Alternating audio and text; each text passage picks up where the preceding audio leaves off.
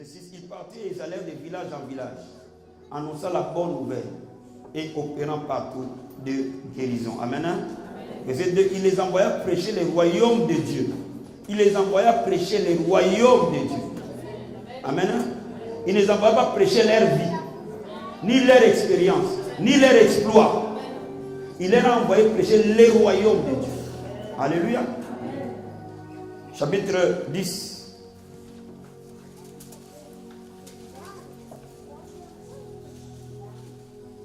Verset 1, 2. Après cela, le Seigneur désigna encore 70 autres disciples. Il les envoya 2 années devant lui dans toutes les villes et dans tous les lieux où lui-même devait aller. Il leur dit, la moisson est grande, mais il y a peu d'ouvriers. Priez donc le maître de la moisson d'envoyer des ouvriers dans sa moisson. Verset 9. Guérissez les malades qui se trouveront. Dites-leur, le royaume de Dieu s'est approché de vous. Il dit encore 70. Le royaume de Dieu s'est approché de vous. Alléluia. Alléluia. Est-ce qu'on va acclamer la parole du Seigneur? Veuillez vous asseoir. Le thème de ce matin. Que ton règne vienne. Que ton règne. Dis à ton voisin, que ton règne.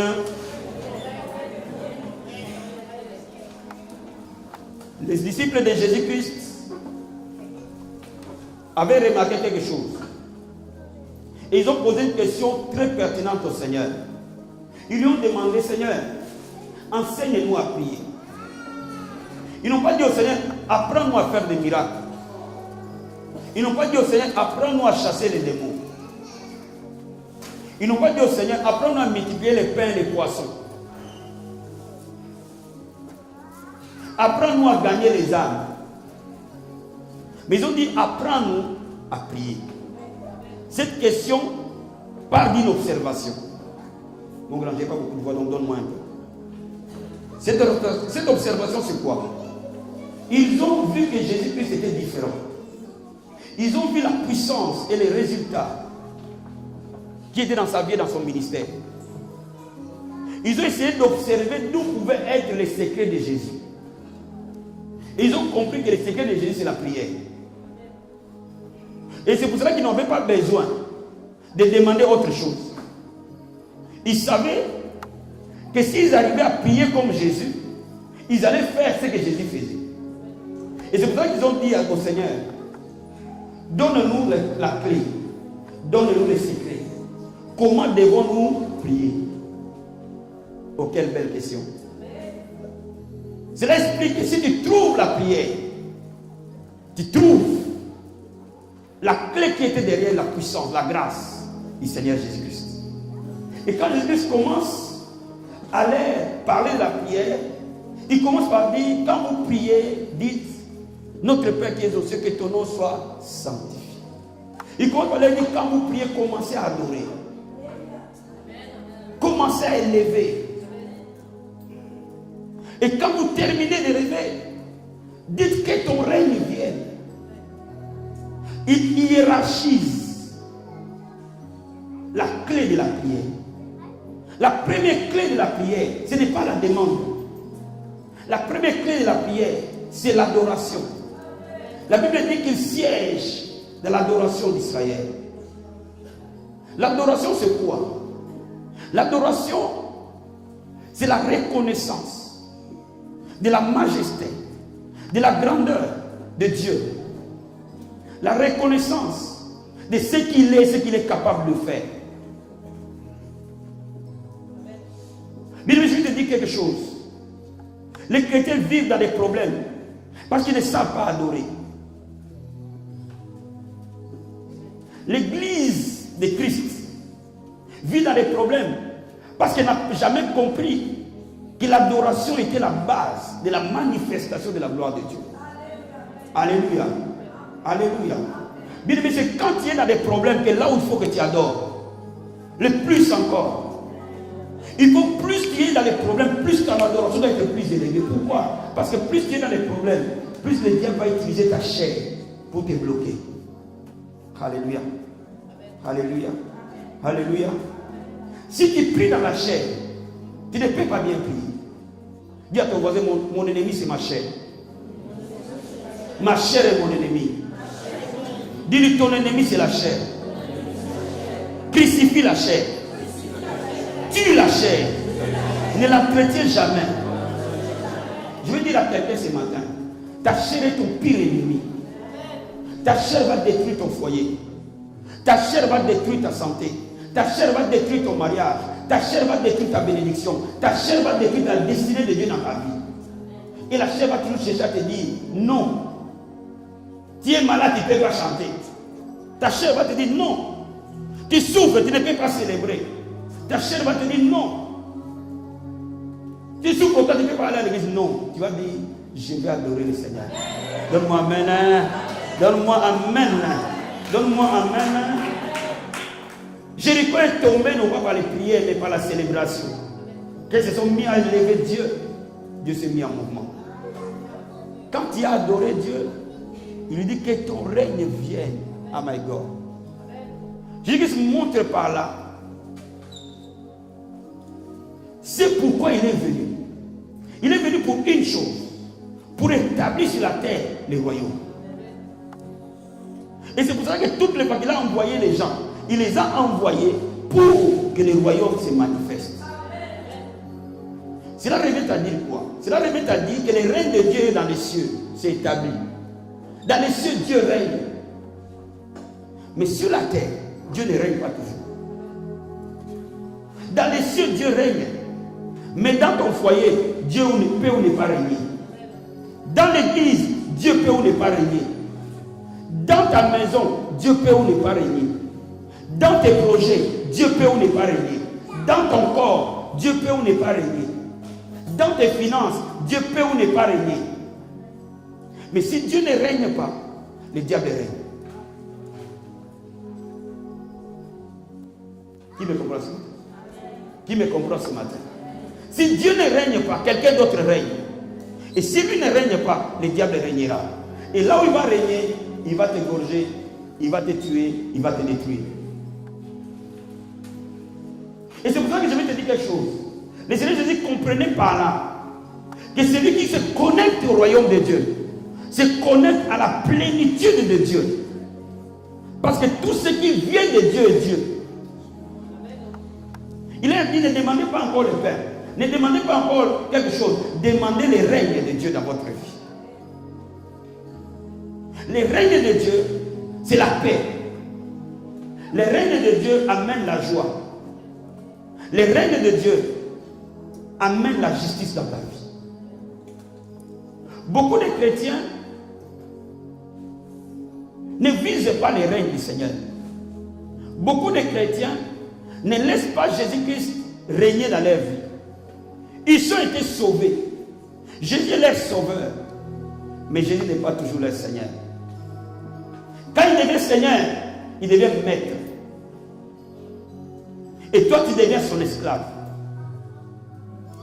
C'est lui qui règne sur toutes tes décisions. C'est lui qui règne sur ta façon que tu vas penser.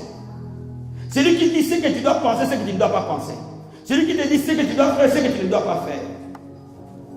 C'est lui qui te dit là où tu dois aller, là où tu ne dois pas aller. Mais je vais te dire quelque chose. Jusqu'à présent, les enfants de Dieu ont pleuré.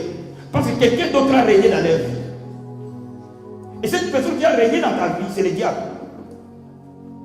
Mais je vais t'annoncer aujourd'hui que la volonté de Dieu est que lui soit celui qui règne. Dis à ton voisin que Dieu règne dans ta vie aujourd'hui. Que Jésus règne dans ta vie aujourd'hui. Que Jésus règne dans ta vie aujourd'hui. J'ai une nouvelle à t'annoncer. Quand le royaume de Dieu arrive, les malades sont guéris. Quand le royaume de Dieu arrive, les captifs sont libérés. Quand le royaume de Dieu arrive, les chaînes se cassent. Quand Jésus arrive avec son règne, tout ce qui est joug tombe. Et c'est pour ça que Jésus dit, allez guérissez les malades, ressuscitez les morts, annoncez la bonne nouvelle. Dites-leur que le royaume de Dieu est maintenant avec vous. Je viens t'annoncer ce matin que Jésus-Christ m'a mandaté pour te dire que le royaume de Dieu est là. Je suis venu t'annoncer ce matin que Jésus-Christ m'a appelé pour te dire aujourd'hui que le règne de Dieu va te toucher. Jésus et son règne te touchera ce matin. Jésus et ton règne entrera dans ta vie ce matin. Jésus et son règne entrera dans ce que tu vas faire ce matin. Donne-moi un amen s'il te plaît. Donne-moi un amen s'il te plaît. Donne-moi un main, s'il te plaît. Donc laisse-moi te dire quelque chose. Tant que je laisse le diable régner dans ma vie, je pleure.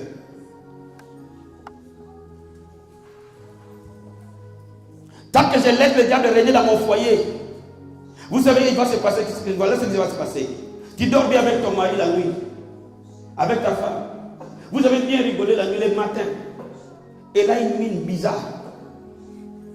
Énervée comme si on l'a tapé la nuit. Mais, ma soeur, comment quelqu'un qui a dormi avec la nuit, le matin, tu commences à s'énerver, qu'est-ce qui se passe? Le diable veut détruire ton foyer. Il va commencer à te rendre lunatique. Tu rigoles le matin, tu t'énerves une heure après, tu rigoles 2 heures après, tu t'énerves 3 heures après. Quand le diable est là, rien n'est stable. Quand le diable règne, personne ne peut te suivre. Parce que tu as 2 personnes qui règnent en toi-même. Il y a des moments c'est toi, il y a des moments une autre personne. Mais quand Jésus règne, ta vie devient stable. Donne-moi amen. Les gens peuvent te faire confiance. Ton mari sait que si tu dis oui, c'est oui. Tu ne vas pas changer 30 minutes après, ça devient non. Quand le diable règne, notre corps devient son champ de bataille. Quand le diable règne, il nous met la souffrance pour que nous n'arrivions plus à faire ce que Dieu veut que nous fassions. Quand le diable règne, il nous enchaîne, enchaîne nos enfants, enchaîne nos familles, enchaîne nos mariages, enchaîne nos finances. Quand le diable règne, les jougs pèsent sur nos épaules. Mais la Bible dit que l'onction de Dieu brise les jougs. Donne-moi amen. Donne-moi amen. Donne-moi amen. Donne-moi amen. Alors mon but aujourd'hui, c'est de te dire comment accéder au règne de Dieu. Que Jésus règne dans ta vie, mon frère. Tu auras la joie de la vie, dis-moi amen. Que Jésus règne dans ta vie, ma soeur. Ta vie va être différente. Mais la Bible nous donne comment je peux accéder au règne de Dieu. Regardons Matthieu chapitre 6.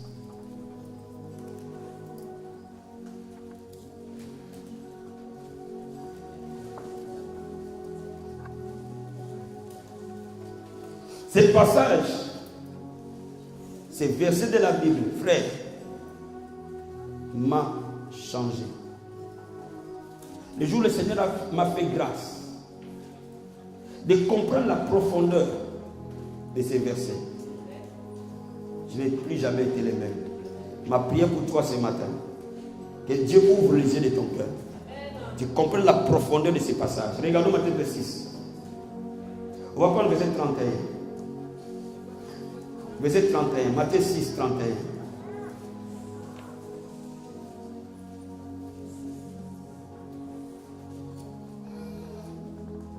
Regardez ce que la Bible dit.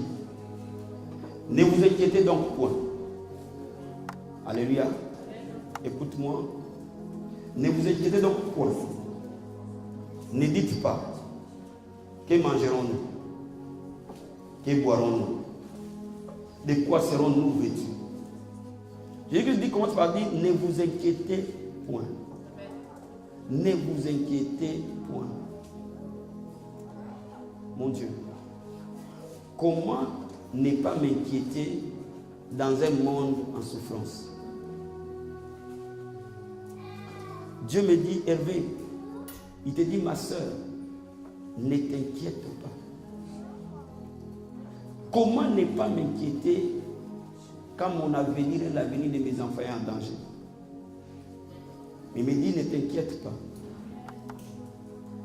Car toutes ces choses, ce sont les païens qui les recherchent. Votre Père céleste sait que vous en avez besoin. Ah.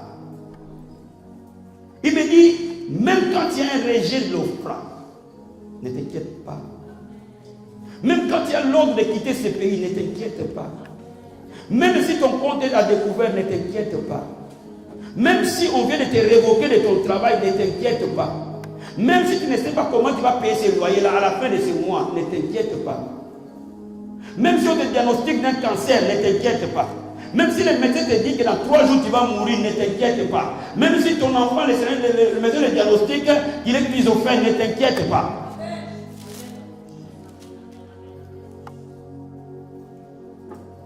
Même si on te dit que tu n'as que 2 ans pour vivre, ne t'inquiète pas. Parce que ceux qui s'inquiètent sont les païens. Ah. Pourquoi ils s'inquiètent? La Bible me dit s'inquiètent. Parce qu'eux, ils cherchent ces choses. Et ils cherchent les guérisons. Et ils cherchent les mariages. Et ils cherchent les restaurations. Et ils cherchent les délivrances. Et ils cherchent d'être quelqu'un dans la vie. Mais toi, voilà ce que tu dois chercher. My God. Les jours où j'ai compris ça, c'est les jours-là que j'ai compris que je ne serai plus jamais lié. Je ne serai plus jamais lié. Je ne serai plus jamais pauvre. Je ne serai plus jamais dans les choses de ce monde. Il te dit ceci. Toi, cherche premièrement le royaume et la justice de Dieu. Et toutes ces choses que les autres cherchent, moi je vais te les donner par-dessus. Oh, regardez un peu la parole de Dieu. Frère, ma soeur, si Dieu te fait grâce ce matin et que tu comprennes, dis à ton voisin que le Seigneur te fasse grâce. Qu'il ouvre tes yeux de l'esprit pour que tu comprennes. Incline ta tête une seconde. Incline ta tête s'il te plaît. Père, je prie que la révélation de ta parole est claire. Et que la révélation de ta parole touche quelqu'un ce matin. Je prie que cette parole, cette révélation de ce passage éclaire une vie. Au nom de Jésus-Christ. Amen. Regardez. Jésus-Christ te dit quelque chose. Il y a une seule chose, pas 2, pas 3, pas 4, pas 5, que tu dois viser dans ta vie. Tant que c'est ce chemin sur la terre. Il y a une seule chose qui doit être la source de ta motivation, de ton énergie. Il n'y a pas 2, il n'y en a pas 3, il n'y en a pas 4, il n'y en a pas 5. Toi, tu es sauvé. Toi, tu as été racheté. Tu n'as qu'une seule chose. Dis à ton voisin, une seule chose. Tu dois te concentrer sur une chose. Dis-lui, tu dois te concentrer sur une chose. Pas 2, pas 3, pas 4. Une seule chose. Une seule. Donne-moi amen. Donne-moi amen. Donne-moi amen. Donne-moi amen. Il te dit ceci.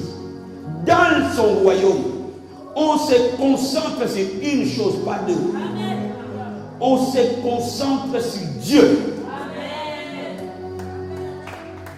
Donne-moi amen. Donne-moi amen. Donne-moi amen. Donne-moi amen. Donne-moi amen. On se concentre sur Dieu seul.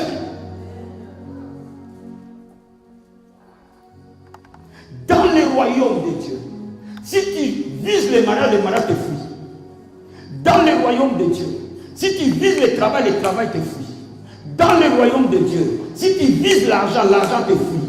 Dans le royaume de Dieu, si tu vises le succès te fuit. Dans le royaume de Dieu, si tu vises la délivrance te fuit. Dans le royaume de Dieu, si tu vises la guérison te fuit. Dès l'instant où tu le vises, il fuit. Je reprends. Je les reprends. Et je veux que tu me saisisses. Je veux que je reprends. Je dis, dans le règne de Dieu, dans ce royaume, toute autre chose que Dieu, si tu le vises, tu ne l'auras jamais. Il dit, les païens cherchent ça. Mais toi, tu ne dois pas les chercher. Il te dit, moi je dois être la passion de ton âme. Je dois être les délices de ton cœur. Fais de l'Éternel tes délices. Il te donnera ce que ton cœur désire. Fais de l'Éternel tes délices. Fais de l'Éternel ta passion. Il te donnera ce que tu désires. Il te dit ce matin, si tu fais autre chose, ton attachement, dès l'instant où tu le fais ton attachement, tu ne peux plus l'avoir, ni l'apprivoiser. Si tu es un leader spirituel, si tu veux, tu vises de remplir les chaises de l'église, tu ne les rempliras jamais. Mais si tu vises Dieu, il va te remplir. Et les gens vont te chercher, dis-moi amen. Donne-moi amen. Oh, donne-moi amen ce matin. Oh, que quelqu'un soit révolutionné ce matin. Je suis en train de te dire quelque chose. Quand je suis en train de te donner ce message, je suis sûr et certain que derrière ce message, la puissance de Dieu va couler. Je suis plus que sûr et certain. Derrière ce nom, la gloire de Dieu va couler. Donc laisse-moi te dire, comme Jésus a été élevé, la Bible dit comme le serpent de rein a été élevé dans le désert. Moïse était en face d'un dilemme. Comment sortir du problème? On a des serpents qui nous tuent. Qu'est-ce qu'on va faire? Tu es peut-être dans un dilemme. Comment je sortirai de ce problème? Moïse était dans ce dilemme. Mais Dieu lui dit, élève le serpent de rein. Élève dans le désert le serpent de rein. Et que les gens regardent au serpent. Regarder veut dire se fixer, se passionner. Faire de ça l'objectif central de ta vie. Faire de ça la quête de tes recherches. Faire de ça laisse-moi te dire quelque chose. Fais de toi un explorateur du Christ. Que j'explore Christ, que j'aime Christ, que je l'aime à un niveau extraordinaire. Il dit, si tu regardes au serpent derrière, si tu regardes, vous voyez, quand je mets mon attention à autre chose, je ne regarde plus le serpent derrière, je regarde la chose. Mais il te dit, regarde au serpent derrière. Regarde au serpent derrière. Regarde au serpent derrière. Regarde au serpent derrière. Et les promotions vont te propulser. Quelque chose te sera donné, maman. Quelque chose va entrer dans ton âme. Il dit l'inexplicable. Il dit le monde cherche ça. Toi, tu ne le chercheras pas. Je suis en train de te dire, si tu aimes Dieu, il y a une chose qui s'ensuit. Parce que je l'aime, je communie avec lui. Ma communion avec Dieu se développe. Bien aimé, je vais te dire quelque chose. Jésus dit, je suis le Seigneur, vous êtes les serments. Sans moi, vous ne pouvez rien faire. Cela revient à dire quoi? Cela revient à dire que ton intimité avec Dieu n'a pas de prix. Je ne prie pas parce que j'ai besoin de quelque chose. Je prie parce que j'ai besoin de Dieu. Je ne prie pas parce que je veux les âmes. Je prie parce que j'ai envie de passer du temps avec mon chéri. C'est lui que j'ai tant aimé. Je ne prie pas parce que Dieu veut me délivrer, me guérir. Je prie parce que c'est ma respiration, c'est l'origine de ma vie, c'est le sang de mon existence. Mais vous savez, tout ce qui existe se rattache à sa source. Les poissons, pour qu'ils vivent, ils doivent être dans l'eau. Si vous enlevez les poissons de l'eau, ils ne vivent plus. De la même manière, nous sommes de la nature divine. Nous sommes participants de sa nature. Je suis en train de dire, si on te détache de la source d'où tu es venu, qu'on l'éveille ou pas, tu vas sécher. Si on te détache de la source de ton existence, qu'on l'éveille ou pas, tu vas décliner. Mais si tu te trouves dans la source de ton existence, tu vas fleurir. Aussi simple que ça. La question qui se pose, pourquoi parfois je suis dans l'église pendant des années mais je ne me marie pas, pourtant je vise les mariages? Pourquoi moi imposer les mains, je ne suis pas délivré, pourtant je veux la délivrance? Pourquoi je dis au Seigneur, délivre-moi des problèmes de finances, pourquoi pourtant je suis toujours lié par les mêmes problèmes? Sonde de ton cœur. Dis à ton voisin, sonde de ton cœur. Sonde de ton cœur. Dis à ton voisin, sonde de ton cœur. Sonde de ton cœur. Sonde de ton cœur. Dis-le plus fort, sonde de ton cœur. Demande à Dieu de te donner son amour. Vous savez, seul Dieu sait si je l'aime ou pas. Ou si je l'aime comme lui veut que je l'aime. Je peux aimer Dieu sans nécessairement l'aimer comme lui veut que je l'aime. Qui me comprend ce jour? Alors lui seul peut m'aider à l'aimer. Et si je commence à aimer Dieu, le vent de mes miracles souffle. Je passerai des temps avec lui. Personne ne peut me dire de prier. Personne ne peut me supplier de prier.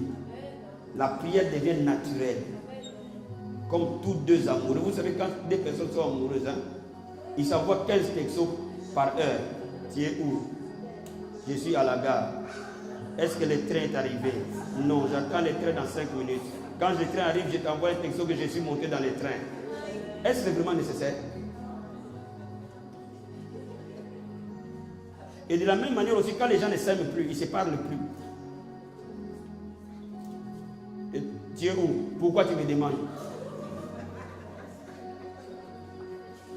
Je suis obligé de te dire où je suis. Cela veut dire qu'il n'y a plus d'amour. Tout amour est basé sur la communion. Donne-moi amen.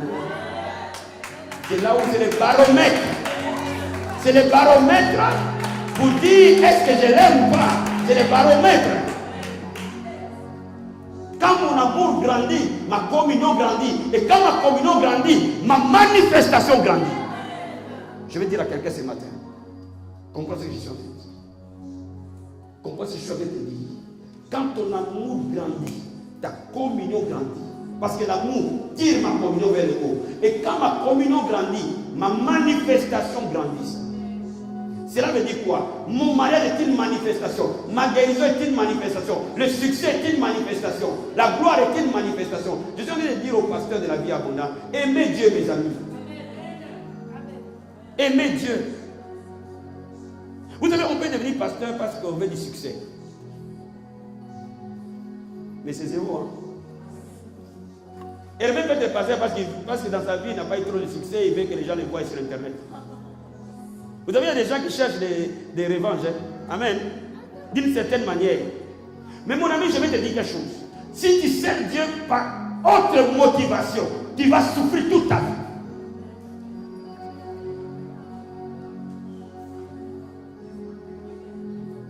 Le service doit être le fruit de l'amour, de la passion, de la consécration.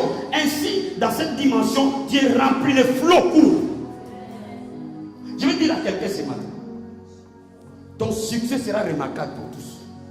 Personne ne pourra nier ton succès. Dis-moi amen. Même tes pires ennemis ne pourront jamais nier ton succès. Dis amen. Oh, donne-moi amen s'il te plaît. Donne-moi amen s'il te plaît. Donne-moi amen s'il te plaît. Je dis ceci. Personne ne pourra nier ton succès. C'est le Dieu, n'est-ce pas? Hein? N'est-ce pas? Il y a des bonnes nouvelles vers les services. Donne-moi amen.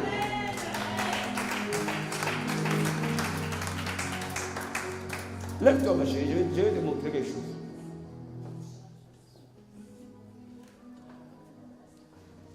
Vous allez voir ces enfants sans grade, mais le cœur aimé Dieu.